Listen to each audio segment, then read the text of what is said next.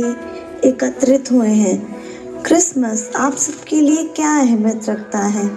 अपनों के साथ समय बिताना, कैरल्स, उपहार, अच्छा खाना, मौज मस्ती।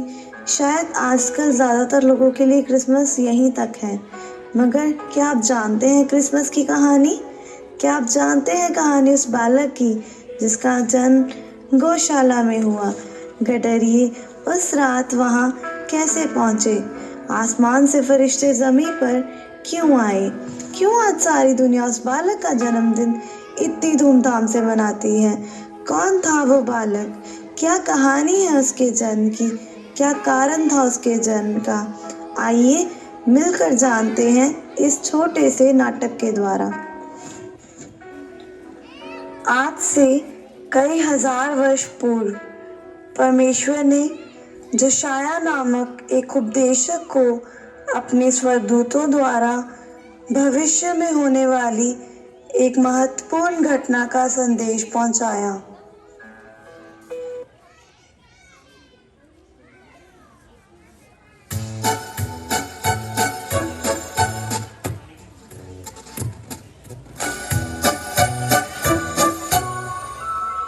है दी आवाज फरिश्तों ने ज़मीं के लोगों को, पर आया जहां में अब खुदा इंसान बन के। है दी आवाज फरिश्तों ने ज़मीं के लोगों को, पर आया जहां में अब खुदा इंसान बन के। है दी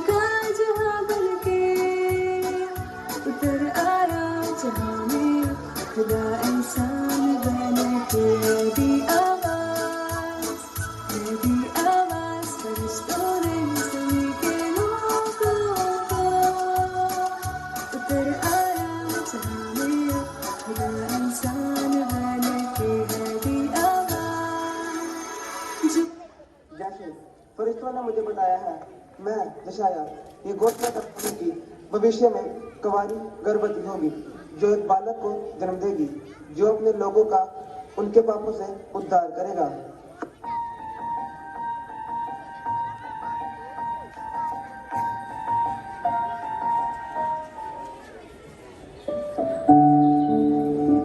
यीशु मसीह का जन्म इस प्रकार हुआ।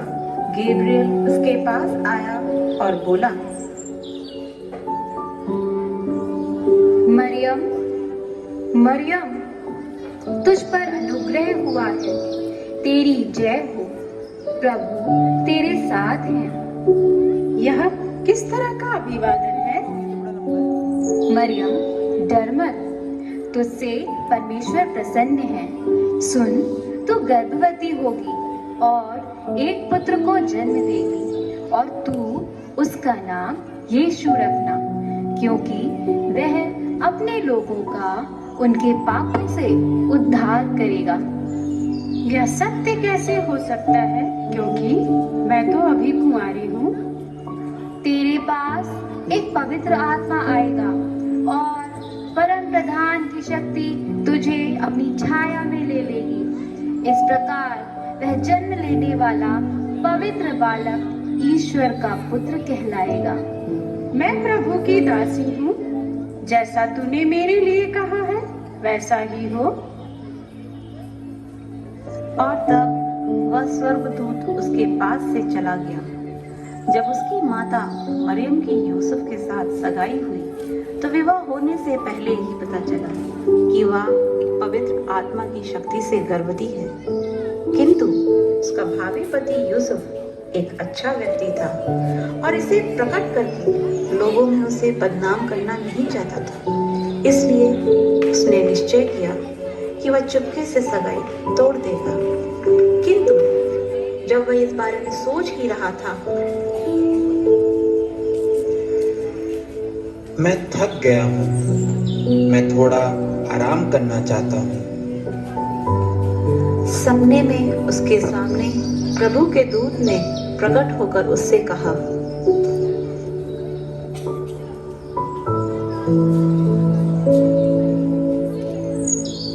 ओ दाऊद के पुत्र यूसुफ, मरियम को पत्नी बनाने से मत डर, क्योंकि जो बच्चा उसके गर्भ में है वह पवित्र आत्मा की ओर से है।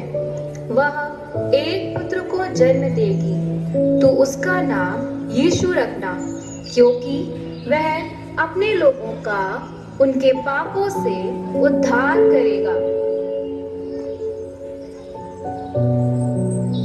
जब यूसुफ नींद से जागा तो उसने वही किया जिसे करने की प्रभु के दूत ने उसे आज्ञा दी थी।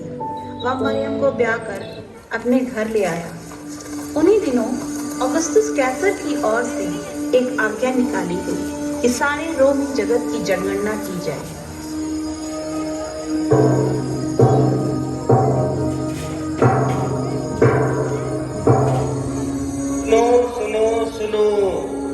सुनो सुनो सुनो, राजा ऑगस्टस कैसर की ओर से आज्ञा निकली कि सारे जगत के लोग नाम लिखवाने के लिए अपने नगर को जाएं। यूसुफ भी, क्योंकि वह दाऊद के परिवार एवं वंश से था, अपनी मंगेतर मरियम के साथ, जो गर्भवती भी थी, अपना नाम लिखवाने बैतलहम को गया। ऐसा हुआ कि अभी जब वे वहीं थे, मरियम का बच्चा जन्ने का समय आ गया। क्या सराय में कोई जगह खाली है? आप लोग कौन हैं? मेरी पत्नी मरियम है, हमें रात को रहने के लिए स्थान चाहिए। कमरा तो नहीं मिल सकता, हाँ, लेकिन हमारे गौशाला में हम थोड़ी जगह आपको दे सकते हैं। ये भी हमारे लिए सौभाग्य की बात है कि आपने हमें रहने का स्थान दिया। धन्यवाद।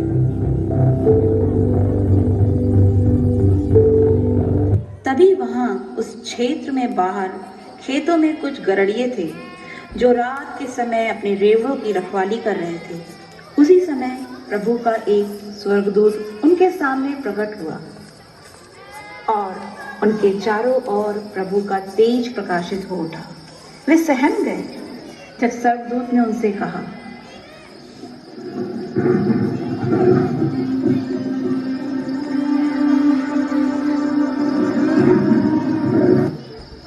मत डरो, क्योंकि देखो मैं तुम्हें बड़े आनंद का सुसमाचार सुनाता हूँ, जो सब लोगों के लिए होगा कि आज दाऊद के नगर में तुम्हारे लिए एक उद्धारकर्ता जन्मा है और यही मसीह प्रभु है। और इसका तुम्हारे लिए यह पता है कि तुम एक बालक को कपड़े में लिपटा हुआ चरनी में पाओगे। तब एकाएक उस स्वर्गदूत के साथ स्वर्गदूतों का दल परमेश्वर की स्तुति करते हुए और यह कहते दिखाई दिया, परमेश्वर की महिमा और पृथ्वी पर उन मनुष्यों में जिनसे वह प्रसन्न है शांति हो, शांति हो, शांति हो। जब स्वर्गदूत उनके पास से स्वर्ग को चले गए तो गरड़ियों ने आपस में कहा, आओ हम बैतलहम जाकर यह बात जो हुई है और जिसे प्रभु ने हमें बताया है देखें। और उन्होंने तुरंत जाकर मरियम और यूसुफ को और चरनी में उस बालक को पड़ा देखा।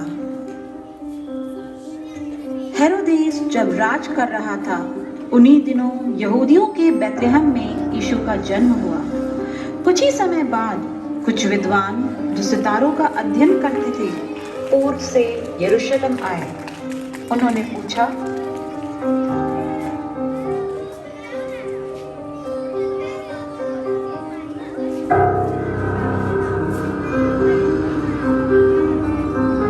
हम राजा से मिलने आए हैं, आप लोग यही ठहरिए। महाराज की जय हो। महाराज, कुछ विद्वान आए हैं। आप अंदर जा सकते हैं।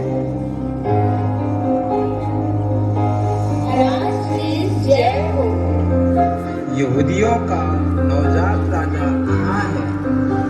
हमने उसके सितारे को आकाश में देखा है, इसलिए हम आपसे पूछ रहे हैं। हम उसकी आराधना करने आए हैं। राजा? एक और राजा? यहाँ का राजा तो मैं हूँ। मेरे होते हुए कौन दूसरा राजा हो सकता है? जाओ, याजकों और धर्मशास्त्रियों को बुला करके लाओ। महाराज की जय हो। आप मुझे ये बताइए कि मसीह का जन्म कहाँ होना है? यहूदियों के बैतलहम में, क्योंकि भविष्यवक्ता द्वारा लिखा गया है।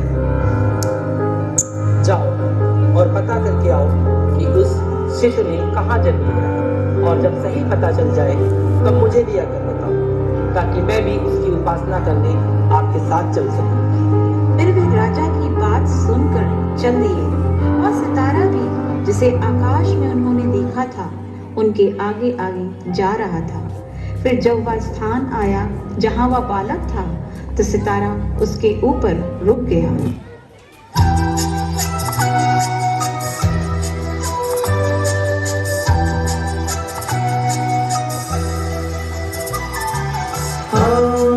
राजा पूरब के हैं, नजरें भी सब वही की है।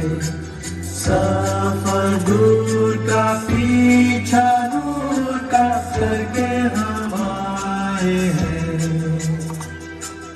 आए रात के तारे आजुबा, शाही तारे खुशनुमा, आगे चल कर दिखा कर काबिल तक पहुंचा।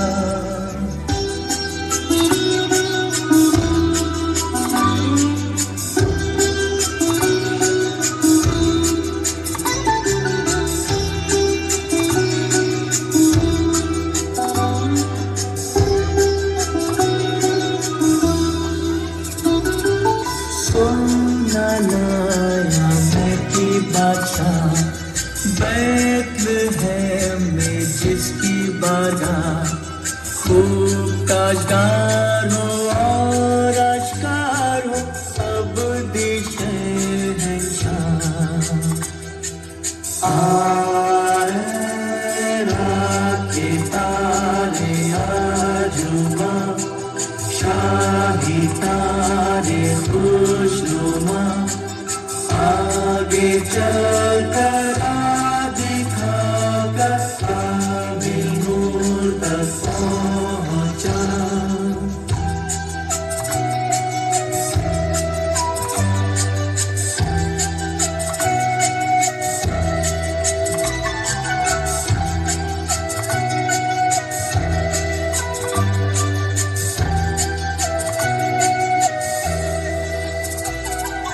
मैं लोगा देखने आया हूँ, ताकि उस मुकद्दस को दूं, दिलो जान से और ईमान से सबसे खुदा मानूं।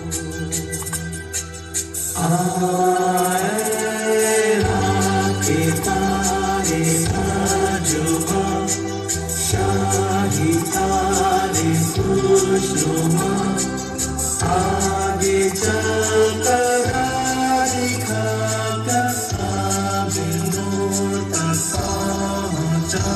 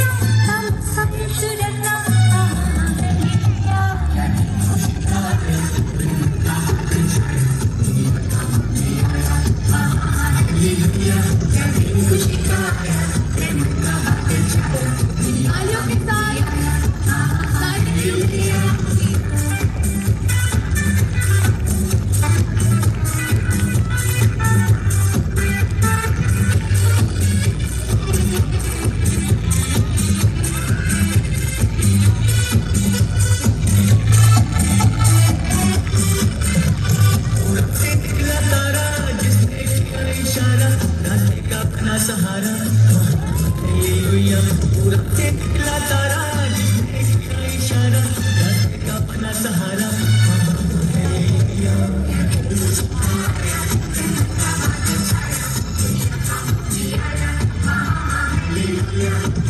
खुशी का आया रहमत का बादल छाया दुनिया का मुखी आया हालेलुया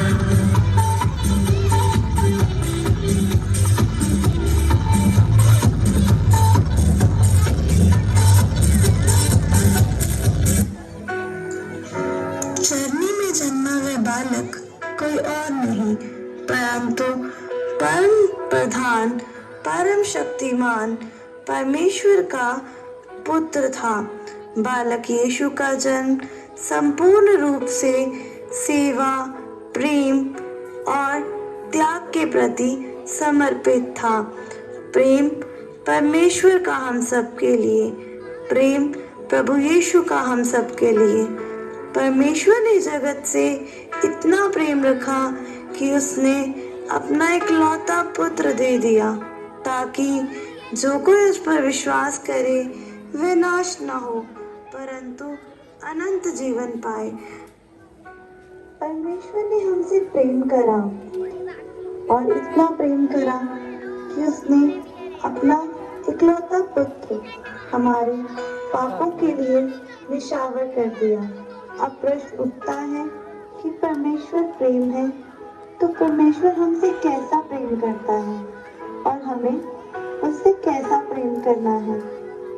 परमेश्वर का प्रेम अनवरतम, अपरिवर्तनीय और अटल है और हमें भी परमेश्वर से परमेश्वर के जैसा ही प्रेम करना है।